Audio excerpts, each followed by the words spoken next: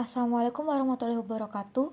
Perkenalkan, nama saya Sabrina Andrianti, NIM 225012444009 dari Prodi Pendidikan Teknik Elektro Universitas Negeri Yogyakarta, akan membahas tentang medan listrik, yang mana pokok bahasan saya meliputi pengertian dan komponen medan listrik, lalu besaran medan listrik akibat muatan titik dan rumus resultan, dan yang terakhir, hukum Gauss dan penerapannya. Pengertian medan listrik. Medan listrik adalah ruang di sekitar benda bermuatan, dan setiap benda bermuatan lain yang ditempatkan di ruang tersebut mengalami gaya atau kolom listrik, di mana medan listrik dilambangkan dengan huruf E besar. Komponen medan listrik ada 4, yaitu gaya listrik, arah medan listrik, intensitas atau besaran, dan yang terakhir garis medan listrik.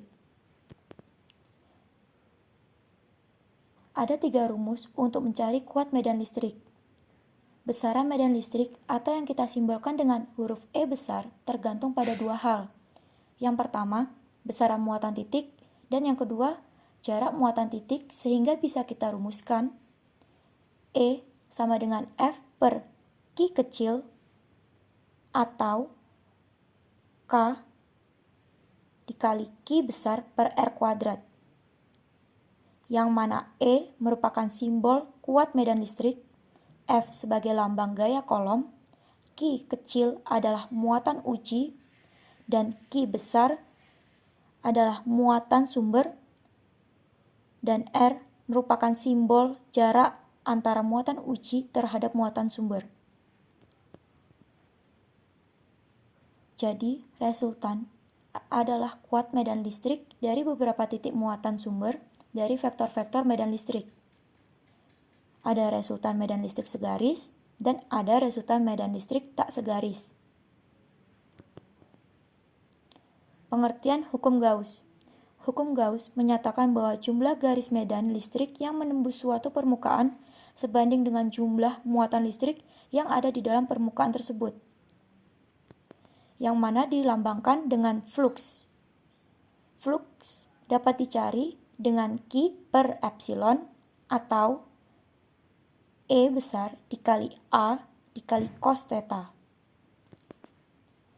Penerapan hukum Gauss ada 2, medan listrik oleh bola konduktor bermuatan, dan yang kedua, medan listrik di antara 2 keping sejajar bermuatan.